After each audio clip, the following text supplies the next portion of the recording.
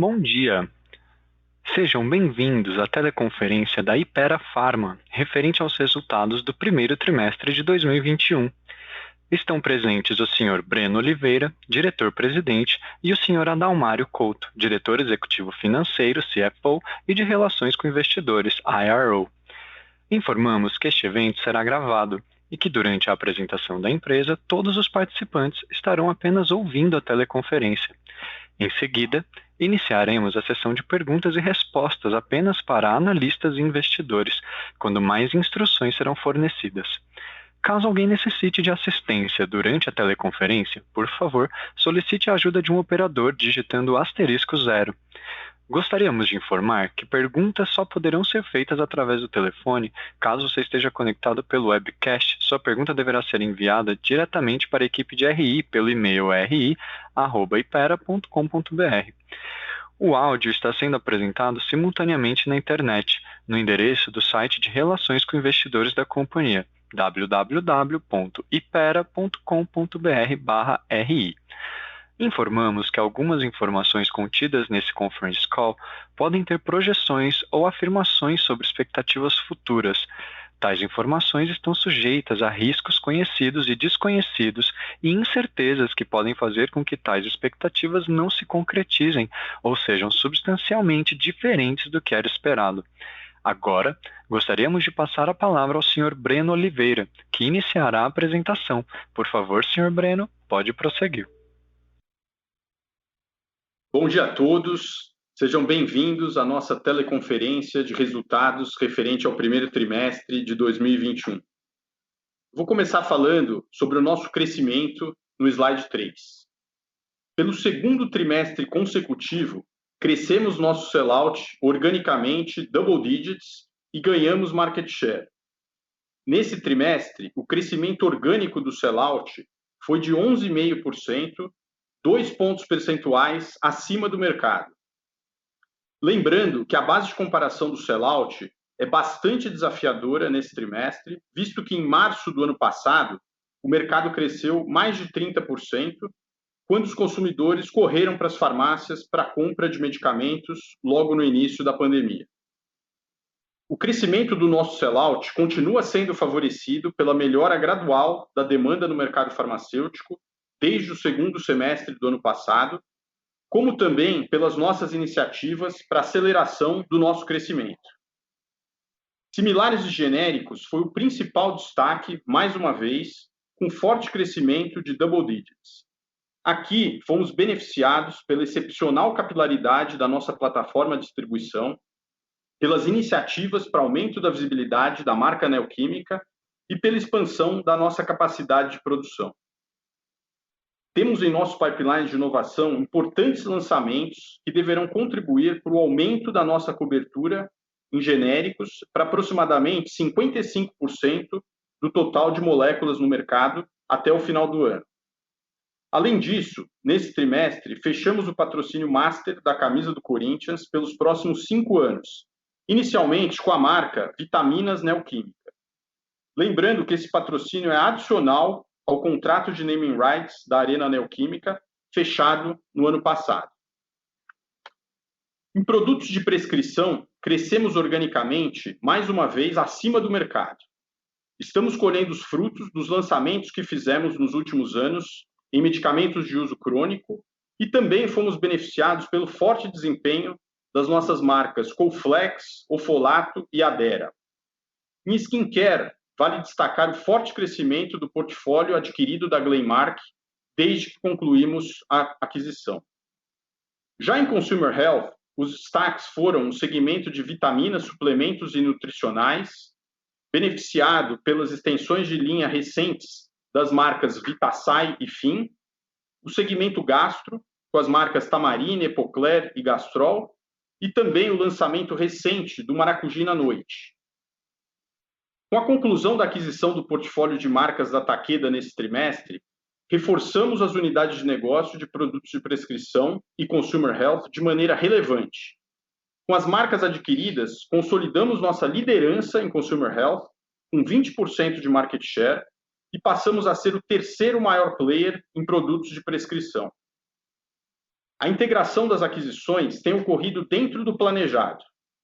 Ao final do primeiro trimestre, já estávamos com as equipes de vendas e marketing que vieram da Takeda integradas à nossa estrutura e, do ponto de vista de operações, ao final do segundo trimestre, já teremos toda a embalagem secundária de Buscopan e do portfólio da Takeda sendo feitos em Anápolis. E até o início do ano que vem, toda a produção de Buscopan sendo feita na nossa fábrica. Continuamos investindo em nosso portfólio para fomentar nosso crescimento de longo prazo. Temos muitas oportunidades de extensões de linha das marcas adquiridas e contamos hoje com um pipeline de inovação com mais de 350 projetos, com potencial de crescer o tamanho da companhia de maneira relevante nos próximos anos. Esses investimentos já estão dando resultados, como vocês podem ver no próximo slide.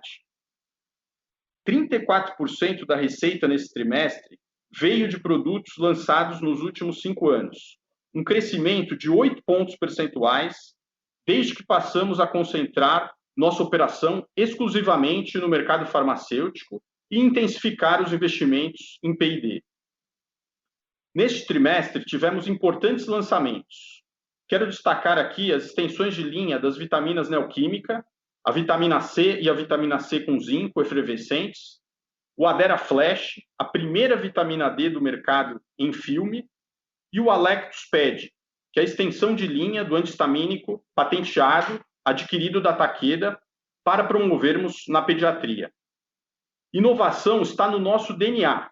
Estamos investindo mais do que qualquer player e lançando produtos em segmentos relevantes do mercado que estão contribuindo bastante para o nosso crescimento sustentável.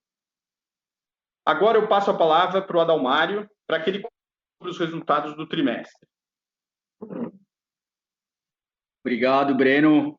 Bom dia a todos. Vou falar sobre os principais números do resultado e também do fluxo de caixa do trimestre, começando no slide 6 da apresentação.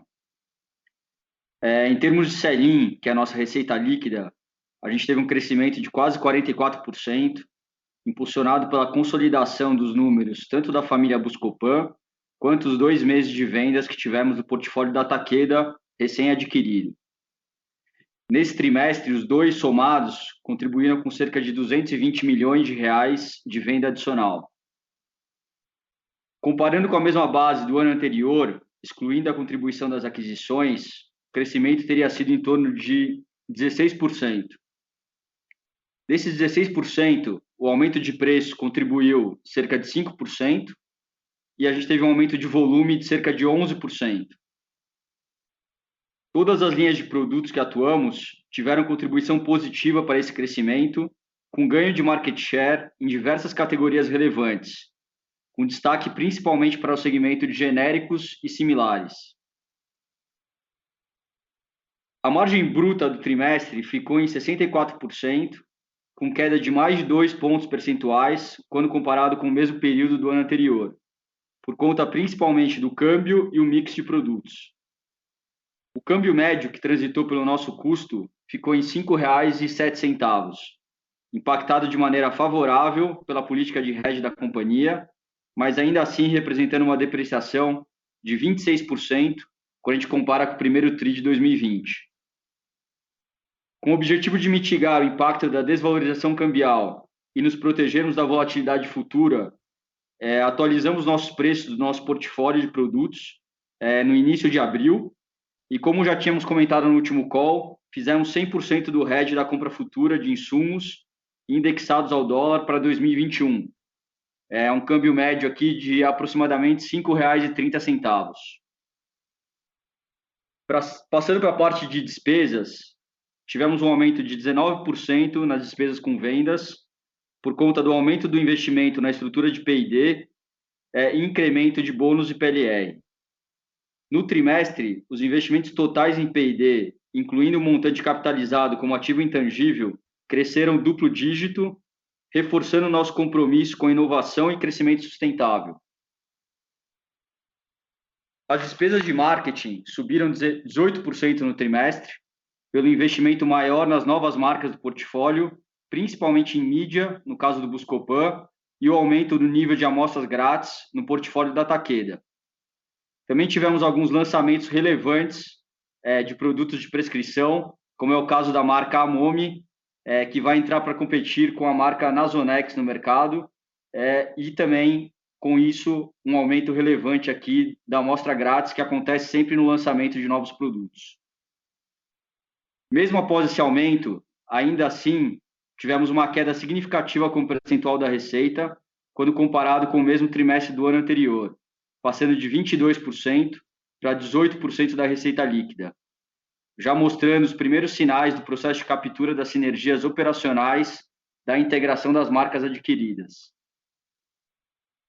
As despesas gerais administrativas tiveram um crescimento de 12%, mas como percentual da receita ficaram 1,5 ponto abaixo do que tínhamos no mesmo período do ano passado.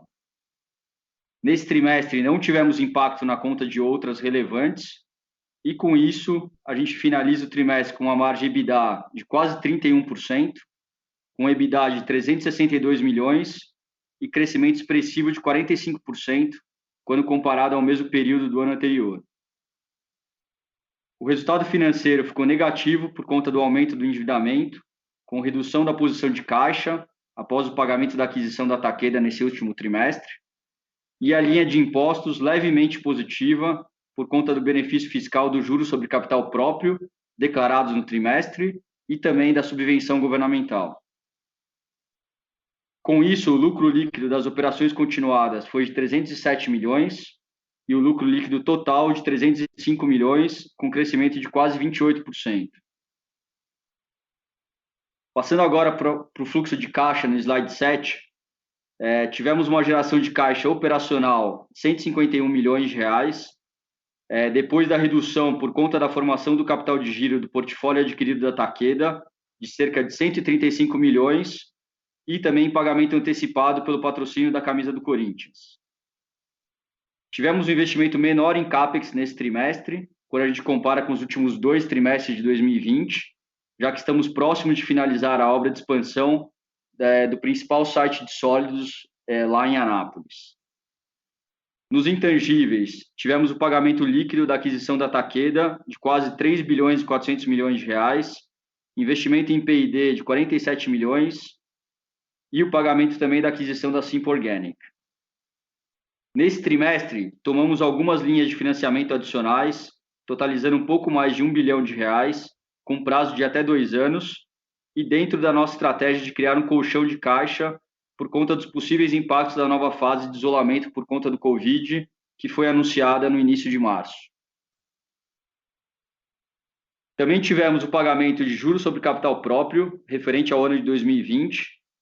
No final de março, declaramos juros sobre capital próprio de 195 milhões de reais, ou 31 centavos por ação, referentes ao primeiro trimestre do ano, com aumento de 5% quando a gente compara com o ano passado, e um dividend yield anualizado próximo a 4%.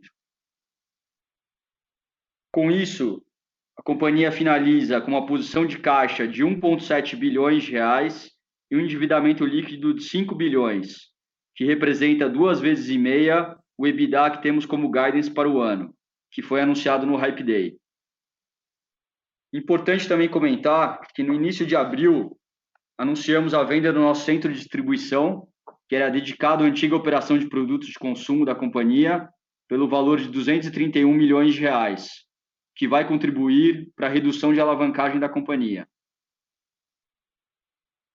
Com relação às contas de balanço, as principais variações comparadas ao final de 2020 foi com relação à posição de liquidez da companhia, com redução da posição de caixa, em contrapartida ao aumento de ativos intangíveis após a aquisição do portfólio da Takeda.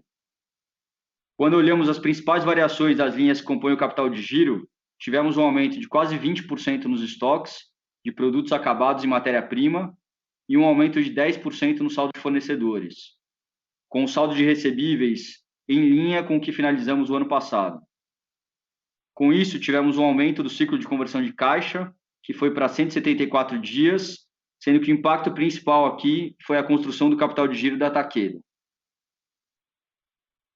Agora eu volto a palavra para o Breno, para as considerações finais, antes de passarmos para o Q&A. Obrigado, Adalmário. Nós estamos muito contentes com o resultado da Hypera no primeiro trimestre, com crescimento de 12% no sellout, 44% na receita líquida, sendo 16% quando excluímos as aquisições, 46% de crescimento no EBITDA e 24% no lucro líquido das operações continuadas.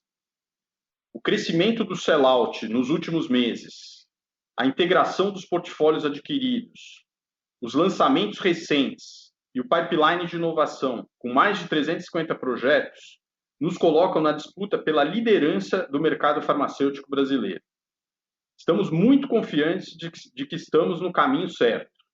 Os dados preliminares de abril já estão mostrando um crescimento de sellout orgânico superior a 25%, que leva o crescimento acumulado do ano para um patamar acima de 15%, em linha com o crescimento que esperamos para o ano. Por isso, anunciamos no início do mês os guidances para 2021. Receita líquida ao redor de 5 bilhões e 900 milhões de reais, EBITDA ajustado de 2 bilhões e lucro líquido das operações continuadas de 1 bilhão e 550 milhões de reais. Continuamos confiantes no potencial de crescimento do mercado farmacêutico brasileiro e a Hypera seguirá com a sua estratégia de crescimento através da inovação, M&A, exploração de novos mercados e novos canais de distribuição, como o mercado institucional e o e-commerce. E vamos continuar usando a forte geração de caixa para investimento no nosso negócio, desalavancagem e distribuição de dividendos para os nossos acionistas. Obrigado a todos e agora passamos para a sessão de perguntas e respostas. Obrigado. Iniciaremos agora a sessão de perguntas e respostas para investidores e analistas. Caso haja alguma pergunta, por favor, digitem *1. A nossa primeira pergunta vem de Joseph Giordano, do Banco JP Morgan. Por favor, Joseph, pode prosseguir. Olá, bom dia a todos, bom dia Breno, Adamário, obrigado por pegarem a minha pergunta. Na verdade, são algumas aqui, talvez um pouquinho mais focadas no curto prazo. Acho que vocês mencionam bastante as capturas de sinergias, né, quando a gente olha para aquele guidance de 250 a 280 milhões que vocês imaginam de sinergia, tanto com o Buscopan quanto com os ativos da Takeda, o quanto a gente já vê sendo capturado nesse momento, né? Acho que em que momento a gente deveria esperar isso aqui vindo a full speed. Entrando um pouquinho mais na questão de margens de curto prazo, a gente teve um aumento de preço bastante significativo em abril e o hedge de vocês parece estar bastante favorável aqui a 5,30. Então, como a gente deveria pensar, talvez, na evolução da margem bruta e também na evolução de despesas de marketing, né? Parece que ainda, por conta de pandemia, a gente está com um nível bastante baixo dessas despesas. E por último, né, pensando talvez um pouquinho mais a médio prazo, vocês comentam também que no fim do ano a gente já deve estar com 55% das moléculas de genéricos de varejo no portfólio. O que isso significa em termos de mercado endereçável e incremental para a empresa? Obrigado. Oi, Diogo. Eu vou responder, aqui é o Breno, eu vou responder a primeira das sinergias e depois o Adalmário fala do hedge, marketing e também dessa última pergunta aí dos genéricos. Então, em termos de captura de sinergia, como você sabe, né, a gente nas duas aquisições, nós compramos basicamente o portfólio de marcas da Takeda, né, e do Buscopan. No caso do Buscopan, veio um time bastante pequeno de marketing, que já foi integrado na nossa equipe ainda em setembro do ano passado. Então, esses resultados aqui que você está vendo já incluem aí basicamente essa incorporação das equipes. No caso da Takeda, já vem um time maior, né, um portfólio de produtos. A gente incorporou uma equipe aqui tanto de marketing como também de vendas e visitação médica, que também já estão integrados nesses resultados, né? Já tá embutido aqui, as sinergias já estão sendo capturadas já no primeiro trimestre. Agora, no segundo trimestre, a gente passa a ter as sinergias referentes ao a produção, né, da embalagem, parte da produção da embalagem secundária, que está sendo feito aqui no nosso site. E eu te diria que até o final do ano, a gente tem toda a produção do Buscopan, né, no início do ano que vem, toda a produção da família Buscopan sendo feitas na nossa fábrica. Então, praticamente aí as sinergias de vendas e marketing já estão sendo capturadas, e as sinergias de produção, né, boa parte está sendo capturada agora, quando a gente faz, agora no segundo trimestre, quando a gente faz a produção da embalagem secundária, e o full a gente vai ter aí ao longo até o início do ano que vem, no caso do Buscopan, e da Takeda ainda demora um pouco mais, que o contrato, né, de produção que eles fazem para a gente demora aí de 3 a 5 anos para a gente transferir a produção para dentro de casa.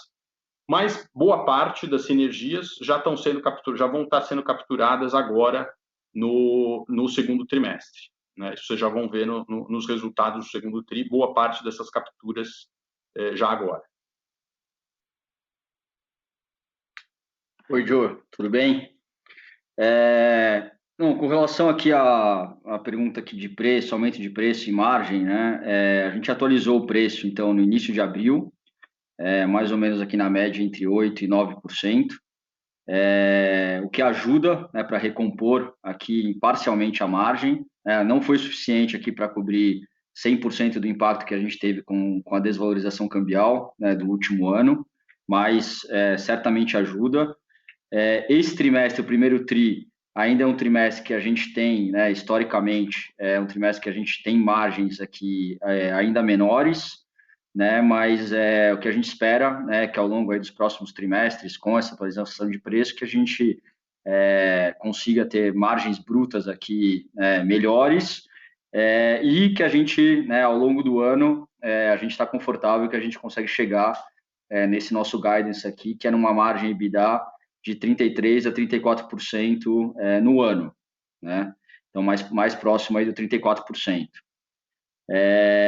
Com relação a genéricos, né? Os genéricos vêm aumentando aqui a participação e a relevância como um todo, à medida que a gente consegue ter capacidade suficiente para atender a demanda de genéricos, né? Então, esse é um ponto bastante relevante, né? Que a gente vem investindo nesse aumento de capacidade nos últimos 2 anos, e também, né, no lançamento de novas moléculas, né, para estar nas moléculas que são mais relevantes, que mais crescem, e conseguir com isso aproveitar toda a capilaridade da marca Neoquímica, dos investimentos de marketing que a gente vem fazendo também na marca Neoquímica, e aumentar essa penetração, né? Então, até o final do ano, a gente pretende aí ter esse nível de cobertura que vai estar muito próximo aí a mais da metade do mercado.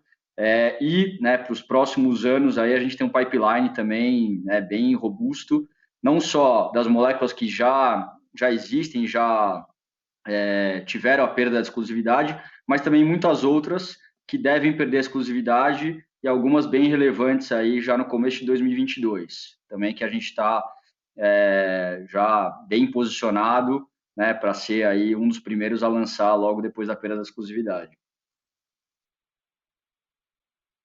Perfeito, obrigado, Breno Damário. Obrigado. A nossa próxima pergunta vem de Leandro Bastos, do Citibank. Por favor, Leandro, pode prosseguir.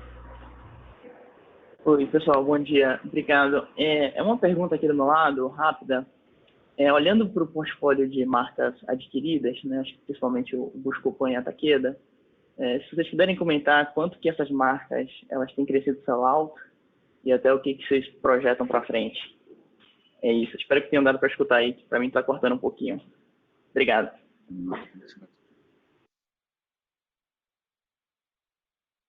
Oi, Leandro. Então, o Buscopan, né, a gente comentou até, né, no quarto tri, cresceu 14%, está crescendo bastante em linha com o crescimento do portfólio original da Hypera. A Takeda, a gente começou agora um crescimento um pouco abaixo, no primeiro trimestre, né, nos meses de fevereiro e março, até por questões aí de colocação de produtos, né, estoque nos clientes e tudo. A gente já vem melhorando esse trabalho, agora em abril também já está crescendo bem próximo desse crescimento, aí acima de 20%. bem próximo do crescimento do portfólio da Hypera, e lembrando que a Takeda tem um portfólio bem menos sazonal, né, bem menos impactado aí pelo Covid, então é um bom desempenho, na nossa opinião, esse que a gente já está vendo aqui em abril. O da Glenmark, também a gente comentou, né, cresceu bastante aqui, crescendo aí também em torno de 25%, 30%. Então, assim, a gente está bastante satisfeito com o crescimento do sell-out desses produtos adquiridos, né? E a Takeda, que vem entrando aqui, o início foi um pouco mais difícil, mas já está entrando nos eixos aqui, já estamos crescendo acima de 20% no mês de abril. Perfeito, Breno. Obrigado. Bom dia. Obrigado. A nossa próxima pergunta vem de Robert Ford, do Bank of America. Por favor, Robert, pode prosseguir. Muito obrigado. Bom dia a todos e parabéns pelos resultados. Podem fornecer uns números de venda e EBITDA para o Bionovis no primeiro TRI, por favor? E como devemos pensar sobre a qualidade de inovação e a repetição das compras quando se trata de seus produtos este ano? E também, vocês já estão inovando no portfólio da Takeda. Como devemos pensar sobre a mudança das inovações para algumas de suas marcas mais fortes e recentemente adquiridas, por favor? Obrigado. Fala da Bionovis. Oi, Bob. Com relação a Bionovis, né, continua aí crescendo aí, né, em patamares bastante relevantes, mais ou menos duplo dígito, né, lembrando que ano passado, né, o principal crescimento que teve foi por conta das novas moléculas que entraram no portfólio. Então, né, esse ano aqui, a gente não espera que tenha tantas novas moléculas aí entrando, né, novos produtos, na verdade, entrando aí no portfólio. Então, deve ter um crescimento menor, mas ainda assim um crescimento bastante significativo, né?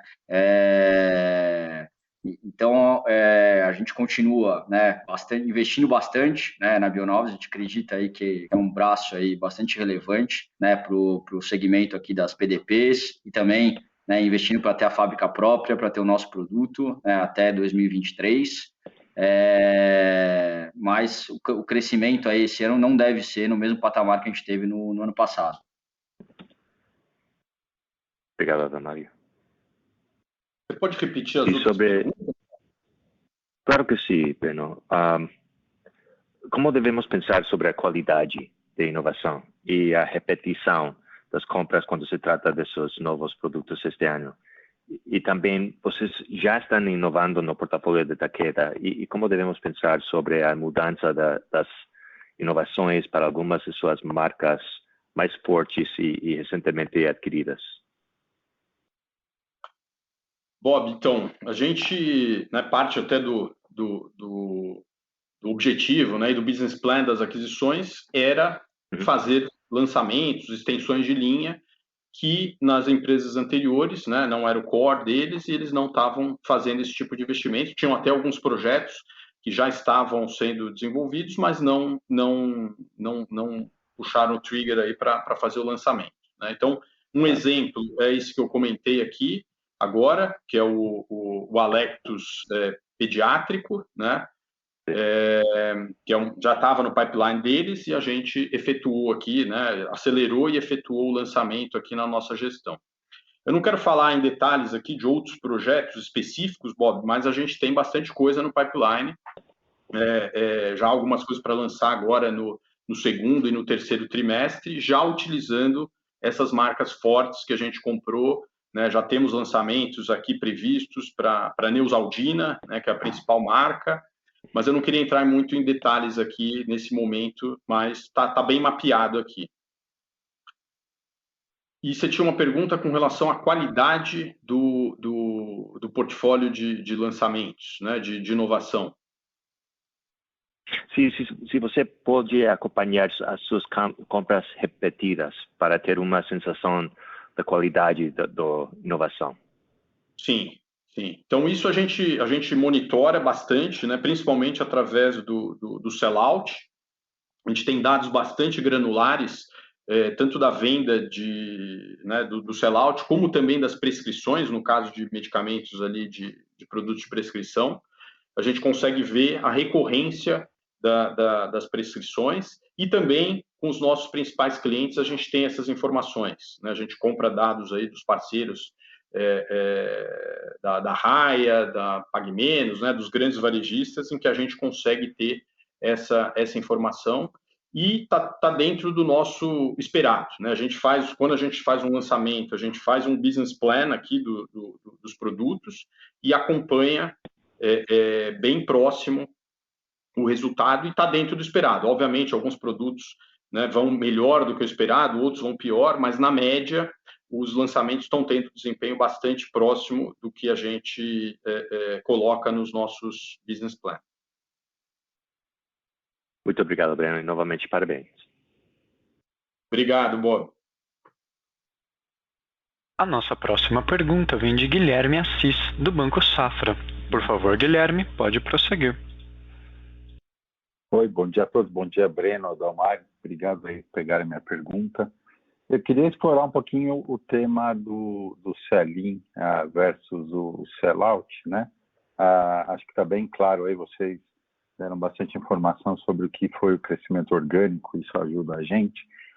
E me corrija se eu estiver errado, mas o que eu tenho na cabeça aqui é que o sell-in veio mais ou menos de 11,5%, que é a receita de vocês, o sell-out de 16,3%, né?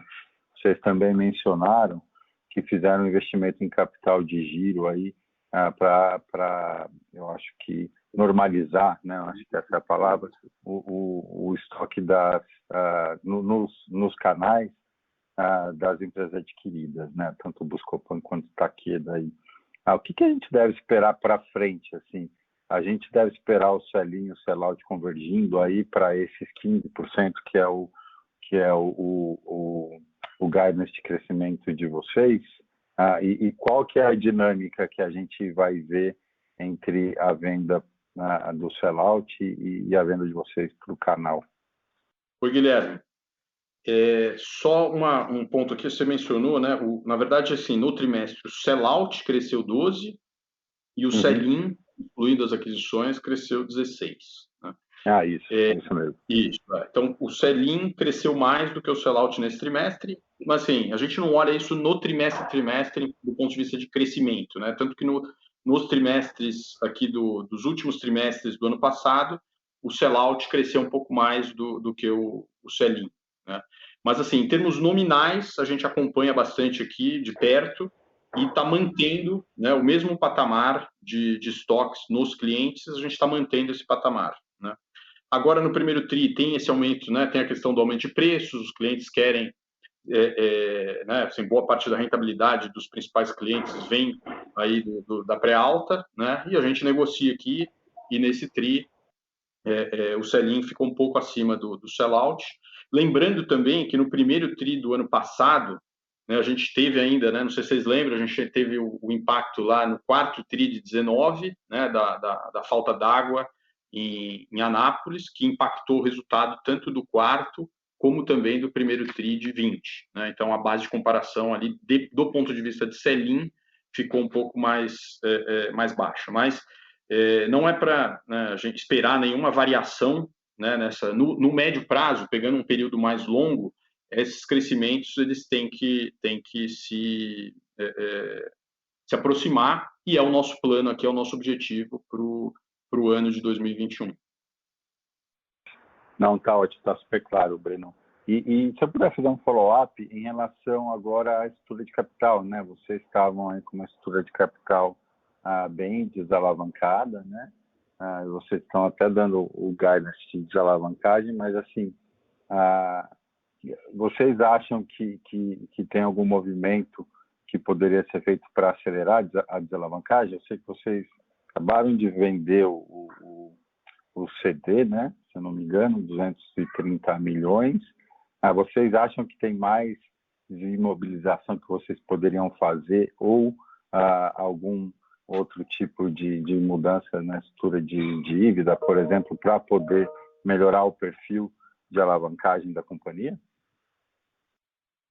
Não, Guilherme, o único, né, ativo que a gente tinha aqui que não operacional era o CD. A gente já vinha trabalhando nessa venda já fazia algum tempo, e se concretizou agora. A gente quer desalavancar, né, o objetivo é desalavancar, e principalmente com a geração de caixa da empresa, né? Então, como vocês sabem, a nossa conversão de EBITDA, né, em fluxo de caixa operacional é muito alta, e a ideia é usar essa geração de caixa para o crescimento do negócio, né, investindo aqui no negócio, em CAPEX, em P&D, como a gente já tem feito, distribuindo os dividendos de maneira crescente aos acionistas e, ao mesmo tempo, desalavancando, né? Então, o nosso objetivo é trazer a alavancagem aí no médio prazo para abaixo de 2 vezes EBITDA, né? Agora, olhando de maneira pro forma, a gente está em 2,4, mais ou menos, né, usando o guidance como referência, e a nossa ideia é trazer para baixo de 2 vezes, mas usando a geração de caixa da companhia nos próximos anos. Tá bom, tá claro. Obrigado, Breno. Obrigado, Guilherme. A nossa próxima pergunta vem de Caio Moscardini, do Morgan Stanley. Por favor, Caio, pode prosseguir. Oi, pessoal, bom dia. Eu tenho 2 perguntas rápidas aqui. A primeira é sobre a venda do CD.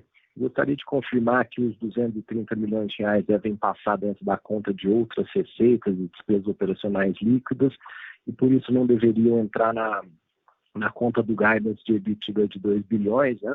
E a segunda pergunta com relação ao ciclo de caixa, a gente viu o número de dias de fornecedores subir bastante, né? Então eu gostaria de entender se esse é um novo patamar para a companhia ou se a gente deveria esperar uma volta gradual aí para os níveis históricos. Obrigado. Oi, Caio. Não, a venda do CD não passa aí pelo resultado, né? Não está incorporado aqui no nosso guidance, né, para o ano.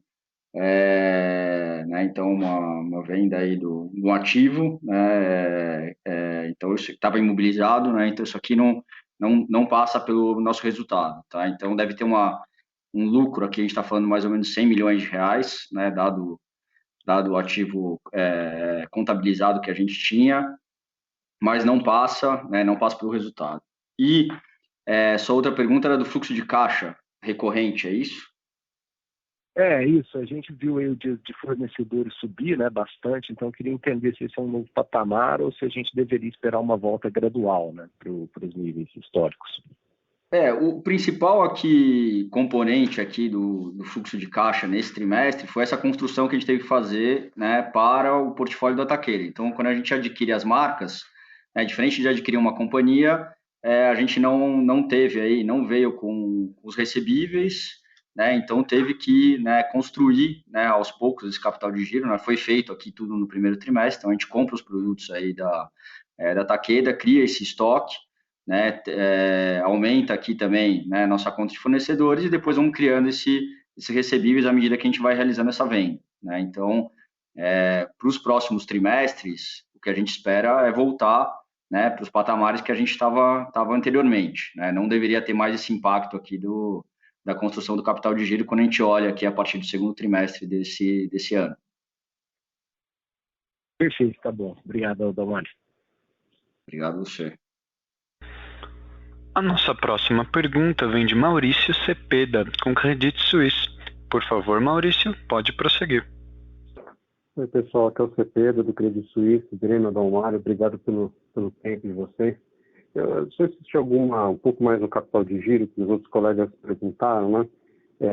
Você começou com a pergunta do sell-in mais rápido que o sell-out, que vocês acabaram explicando, mas de qualquer forma, sabendo que tanto o Buscopan quanto o portfólio da Taqueda são produtos mais tradicionais, né, são produtos OTC tradicionais, ou mesmo de prescrição tradicionais, se isso vai ser uma oportunidade para diminuir o número de dias, né, de recebíveis, ou se vocês vão usar esse espaço para aumentar o sell-in. Também insistir um pouco na pergunta de fornecedores, porque a gente vê que no capital de giro, de fato, parece que vocês estão se alavancando nos fornecedores. Se isso tem a ver, se isso é especificamente o Pall Manufacturing da Taqueda, ou se de fato estão tendo como política fazer essa alavancagem em fornecedores. Também queria saber um pouco da promoção remota, se vocês querem perpetuar uma parte disso, né, visto que acabou economizando bastante em termos de despesa, vocês vão para algum modelo misto, multicanal, e economizar mais em promoção médica. E se existe também algum risco específico do contrato da Takeda de vínculo ao dólar, que possa ser mais impactante do que tipicamente é a questão de API e de embalagens mais dolarizadas. Se tem algum risco vinculado ao dólar um pouco mais impactante do que o portfólio manufaturado tradicional. Obrigado. Oi, Cepeda. Obrigado aí pelas perguntas. Eu vou pegar umas aqui, depois o Adalmário fala da última aí, do contrato da Takeda. Se eu esquecer alguma coisa aqui, você me relembra. Tá? A primeira, com relação aos estoques, né, nos clientes dos produtos do portfólio adquirido, né, realmente né, a Takeda e a Boehringer trabalhavam com um nível de estoque baixo nos clientes, em função, como você mencionou aí, da maior previsibilidade de boa parte aí do portfólio deles. E a nossa intenção não é elevar os estoques, né? A gente vai fazer um balanceamento aqui entre os produtos, mas a ideia é realmente utilizar, né, fazer com que a média dos estoques nos clientes seja menor do que é hoje na Hypera, né? Então, utilizar isso para fazer com que a média se reduza e, consequentemente, isso vai aparecer no contas a receber, né, no número de dias, né? Então, hoje, a gente está na casa aí dos 110 dias, mais ou menos, de contas a receber. A tendência é que isso se reduza um pouco. Aí, acho que para algo na casa dos 100 dias, por aí, deve ser o que a gente deve estabilizar mais para o final do ano. Essa é a nossa expectativa. Tá? Acho que você tinha uma outra pergunta com relação à visitação.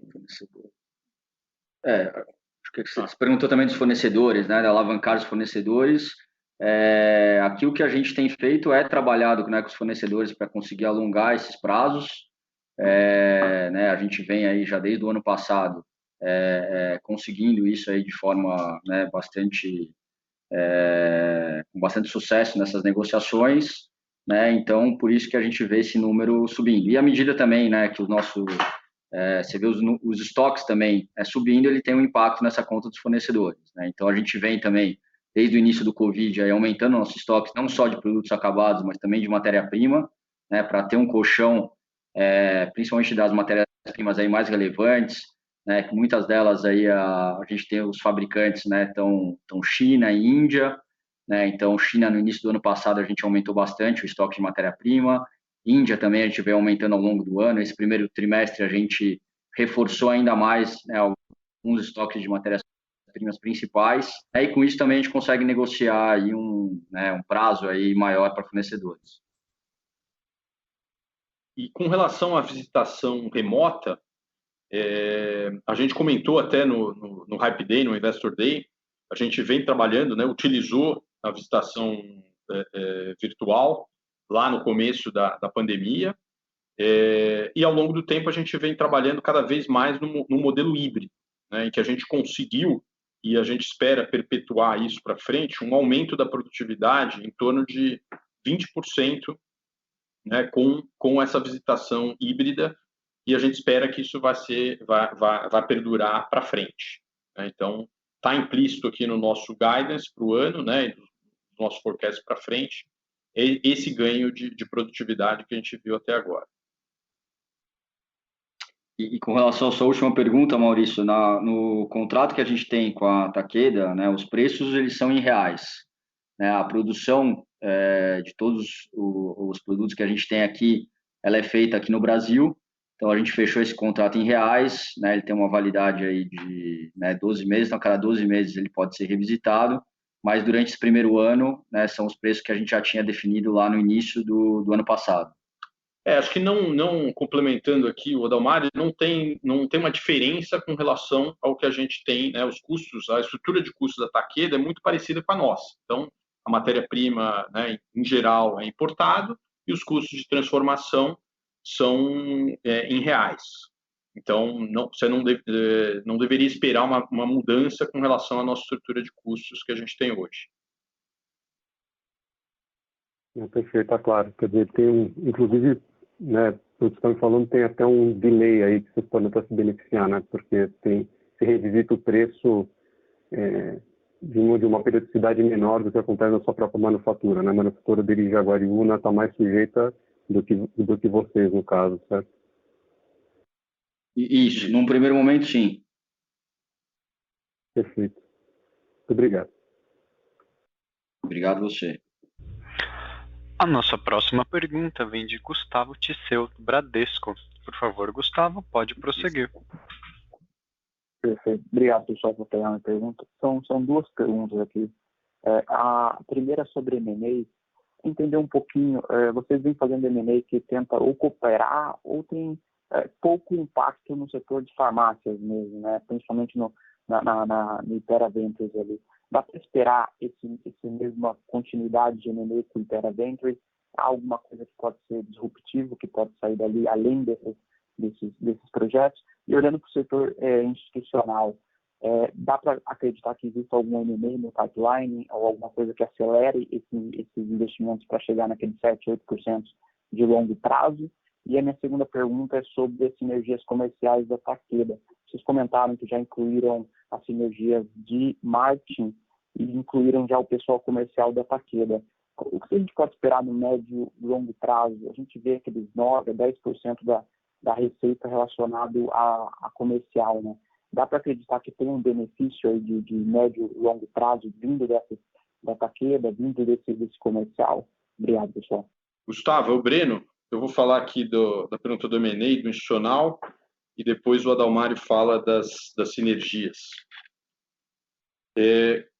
Estava meio baixo aqui, Gustavo, vou ver se eu entendi a pergunta corretamente, se a gente vê, né, novas oportunidades de M&A, tanto para a companhia, né, como também no programa de Corporate Venture Capital.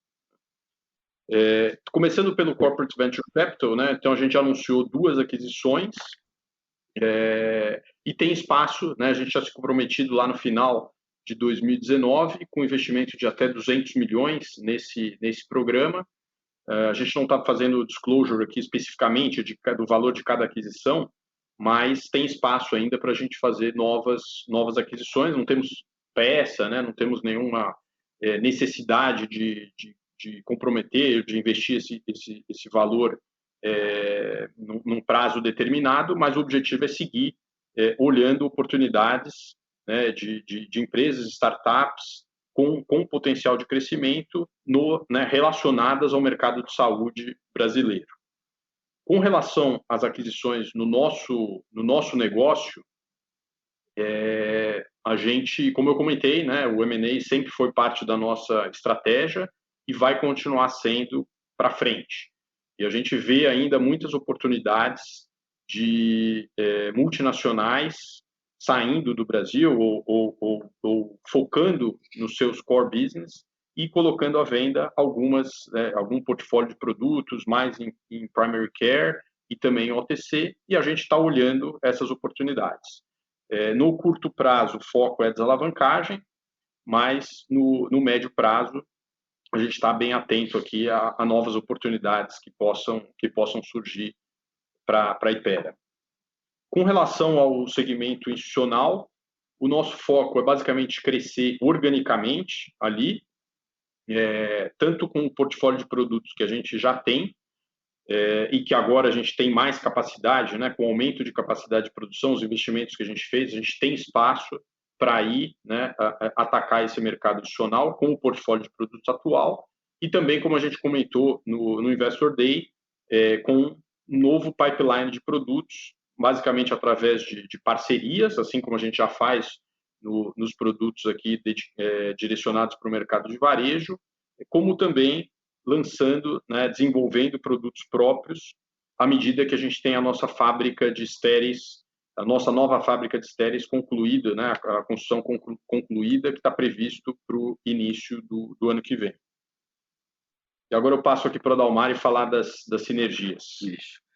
Acho que você comentou, Gustavo, das despesas comerciais, né? No passado, essas despesas representavam entre 9% e 10%, né, da nossa receita. E nesse trimestre aqui, a gente já teve uma redução para em torno de 7%, próximo de 7%. Né? Então, a gente já vê, né, essa sinergia. Basicamente, né, no caso do Buscopan, ele foi integrado, né, lá atrás, em setembro, e a gente praticamente não teve nenhuma adição aqui da parte comercial, ou muito pouco aqui, acho que uma ou duas pessoas da parte comercial só. E no caso da Takeda, né, que são aí marcas grandes, relevantes, encaixam muito bem no nosso portfólio. A gente teve aqui um aumento de equipe, mas foi um aumento muito pequeno aqui quando a gente compara com o total aqui de colaboradores que a gente tem, né, na companhia. Então a gente já vê, né, parte dessa sinergia aqui no caso da Takeda recuperada, apesar da gente ter tido só 2 meses aqui, né, de vendas desse portfólio da Takeda nesse trimestre.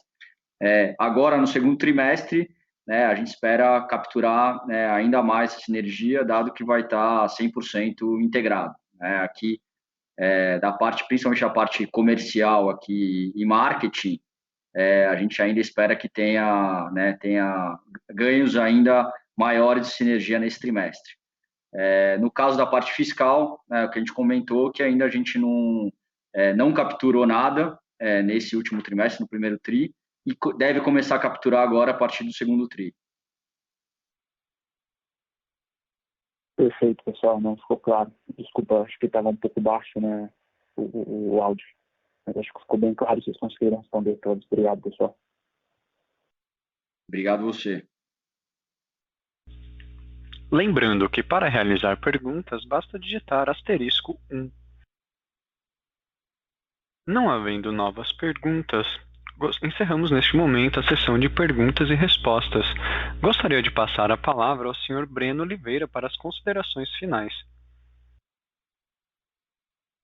Queria agradecer a participação de todos no nosso call de resultados hoje e nos colocar à disposição, né, eu, Adalmário e a equipe de RI, para qualquer dúvida adicional que vocês tenham. Obrigado e bom dia a todos. A teleconferência da Hypera está encerrada. Obrigado a todos por participarem e tenham um bom dia.